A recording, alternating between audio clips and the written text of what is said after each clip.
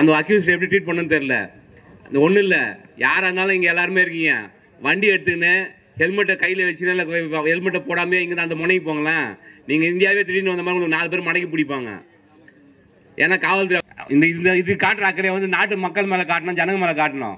Current இல்லைனா வேலை செய்கிறாங்க பார்த்தீங்களா, வீடு வீடாக போய் கதவு தட்டி கரண்ட் கொடுக்குறாங்க பாருங்கள், அவங்கள மதிக்கணும். போலீஸ்காரனுக்கு ஹெல்மெட் இல்லாமல் போகிறவன், அதே மாதிரி வந்து பார்த்தீங்கன்னா சும்மா ரோட்டில் நடந்து போகிறவன், அவன் ஃபஸ்ட் கிளாஸாக கேஸ் போடுவான். அருமையாக கேஸ் போடணும் போலீஸ்காரன் தான் கற்றுக்கணும். ஒயின் ஷாப் வந்து அந்த கம்பத்தாண்ட இருக்கும், இவங்க இந்த கம்பத்தாண்ட நின்றுக்குவாங்க, கரெக்டாக பார்த்துனே இருப்பாங்க.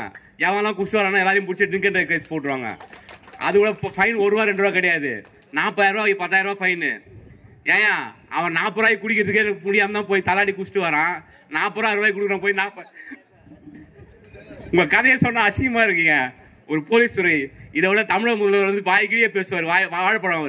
அவர் தான் சொல்கிறார், தமிழக முதல்வர் நான் மக்களின் பாதுகாவலன்றாரு.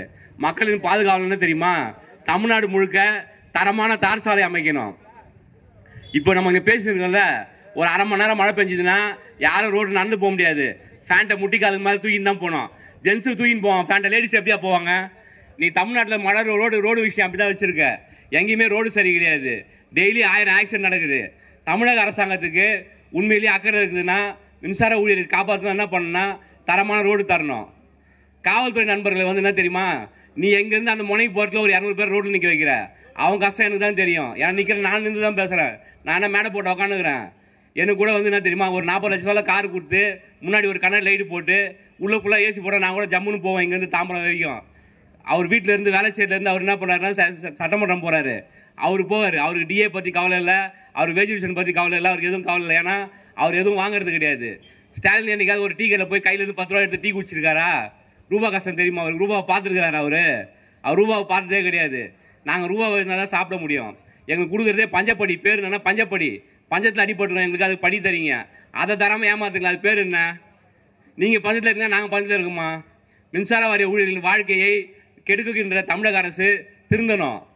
அந்த இது யாக்கோபுக்குன்னா தெரியுமா, இப்போ வந்து இறங்க முடியாமல் சேத்துல இறங்கிட்டாரு, வெளில ரோட்டுக்கு வர முடியல, எதுவும் பண்ணல, சேரில் முழுகினே இருக்கிறாரு. யாக்கோபுக்கு ஒரு வழி வேணும்னா நான் சொல்லித்தரேன், எனக்கு ஃபோன் பண்ண சொல்லுங்கள். அதனால இதில் தப்பிக்கிறதுக்கு வழி என்னன்னா 2 வழி இருக்குது. யாக்கோபு இதில் தப்பிக்கணும்னா என்னன்னா, நேராக கிளம்பிங்க வந்து போலீஸ்கார் 2 பேரை வச்சுக்கின்னு எங்கள் தோழலாம் இங்கே இருக்கிறாங்க, கையெடுத்து கும்பிட்டு மன்னிப்பு கேட்கணும். 1. 2வது வந்து என்ன தெரியுமா, எங்கள் தோழர் அடிச்சதுக்காக அவர் சொந்த செலவில் ஒரு 2500 போஸ்டர் போட்டு அவர் தொகுதி முழுக்க இது மாதிரி அரசு ஊழியர் தாக்க மாட்டேன்னு அவர் மன்னிப்பு கேட்டு போஸ்டர் ஓட்டினாரா நாங்கள் ஒத்துக்கிறோம். யாக்கோபுக்கு வந்து என்ன தெரியுமா, இபி தொழில் அடுத்த கட்ட என்ன பண்ணணும்னு தெரியாமல் மூச்சுனுக்கிறாரு. அவர் இஞ்சி தின்ன குரங்கு மாதிரி இப்போ தெரிஞ்சுனுக்கிறாரு. முருகானந்த தோழருக்கு பேசும்போது சொன்னார், அங்கே ஃபோன் பண்ணி கேட்குறாரு, இங்கே ஃபோன் பண்ணி கேட்குறாருன்னு. நீ நேராக கிளம்பிங்க வா, உன்னை 5 நிமிஷம் நான் காப்பாற்றுறேன், 1 நிமிஷம் உன்னை காப்பாற்றி வீட்டுக்கு அனுப்புகிறேன். உன்னை காப்பாற்றனா செங்கோடியால் தான் முடியும், வேறு யாரும் உன்னை காப்பாற்ற முடியாது. உன்னை காப்பாற்றினா ரெட் ஃபிளாக் தான் முடியும். இந்த நாட்டே செங்கோடி தான் பாதை காட்டுது. இடதுசாலி பக்கம் போனால், ரோட்டில் போனால், லெஃப்ட் சைட் போனால் உனக்கு சேஃப்டி, எங்கள் கூட வந்தால் தான் உனக்கு சேஃப்டி. யாக்கோபு நீ மாமன்ற உறுப்பினர், மாங்காமடைய உறுப்பினரையா நீ? உன்னை எவையா மாங்காமட உறுப்பினர் ஆக்கணும்? உனக்கு தான் ஓட்டு போடுறதே தப்பு. உனக்கு ரவுடி பயலுக்குலாம் ஓட்டு போடுறாங்க பாருங்கள், அந்த ரவுடி பயலில் கேட்கணும். சாராயத்துக்கும் பிரியாணிக்கும் ஆசைப்பட்டு உன்னை பார்த்து பயந்து ஓட்டு போட்டான்னு நினைக்காத. நீ ரவுடி பையன் வந்தால் ஏதாவது நாட்டு ரோட்டையாவது திருநங்கையில் சாவி கொடுத்தா பொருள் பத்திரமா இருக்கணும், உங்களை நாட்டை கொடுத்தாங்க.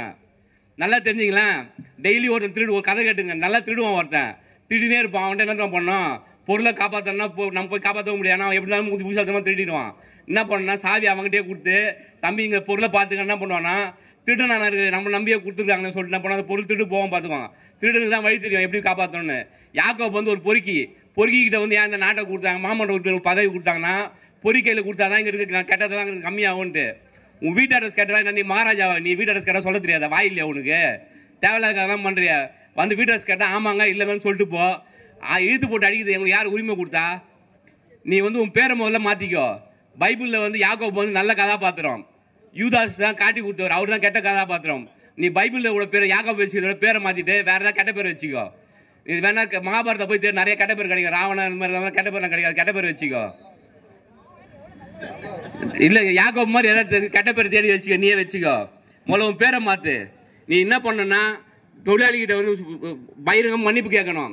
மன்னிப்பு கேட்கலாம், மின்னுடைய மத்திய அமைப்பு உன்னை இந்த பிரச்சனை விட மாட்டாங்க. நான் எங்களுக்கு பிரச்சனை பண்ணுறது வேலை கிடையாது. தப்பு செஞ்சவன் திருந்தி ஆகணும், நியாயத்தை காப்பாற்றி ஆகணும், உண்மைக்கு பாதுகாவலாம் இருக்கணும். இதெல்லாம் செய்ய வேண்டிய ஆள் யாருன்னா, காகி சட்டை போட்டு காரில் வர போலீஸ்காரங்க செய்யணும். அவங்க வேலையை நாங்கள் செஞ்சுன்னுக்கிறோம், எங்கள் வேலையை அவங்க செஞ்சுன்னுக்கிறாங்க. அவங்க ஏதாவது கரண்ட் போனால் எங்கே வருவாங்க? எங்ககிட்ட தானே வருவாங்க. போலீஸ்காரங்க வீட்டுக்கு மட்டும் கரண்ட் போனால் எங்கிட்ட வர மாட்டாங்களா? அவங்களுக்கு பாவம் கஷ்டம்தான். என்ன விஷயம்னா, யாக்கோபு கிட்ட உடனே பேசி நேரடியாக வந்து மின்னூழிய மத்திய அமைப்பு தோழர்களை இது மாதிரி ரோட்டில் உட்கார வச்சு பகிரங்கமாக 2 கையெழுத்து கூப்பி மன்னிப்பு கேட்டு உன் சொந்த காசில் ஒரு 5000 போஸ்டர் போட்டு உன் தொகுதி ஃபுல்லாக இபிஆல் அடிக்க மாட்டேன், என்னை மன்னிச்சிருக்கேன்னு போஸ்ட் ஓட்டால் நான் உன்னை விட்டுருவேன் இதுலேருந்து, இல்லைன்னா விட முடியாது. அதனால் இந்த யாக்கோபு அவர்களே, நீங்கள் வந்து அரசூழியர் கிடையாது. எந்த மனுஷன் நீ ரோட்டில் தாக்கினாலும் உங்களுக்கு இதுதான் தண்டனை. நீ எல்லாருமே வந்து உழைச்சி சாப்பிட்றான், எல்லாத்தையுமே நியாயத்துக்காக கஷ்டப்படுறான். ஏப்ப சாப்ப ஏமாலியாக இருக்கிற இழுத்து போட்டு அடிக்கிறது இன்னும் யார் தைரியம் கொடுத்தாங்க உனக்கு? நீ என்ன அவ்வளோ பெரிய கொம்பனா? நீ உன்னை திருப்பி அடிக்கிறது எவ்வளோ நேரம் ஆகும்? எங்களுக்கு அது பழக்கம் கிடையாது. எங்களுக்கு அடிக்கிற கை அணைச்சி தான் பழக்கம், தப்பு செஞ்சு திருத்தி தான் பழக்கம். எனவே யாக்கோபு அவர்களே, நீங்கள் மனம் திருந்த வேண்டும்.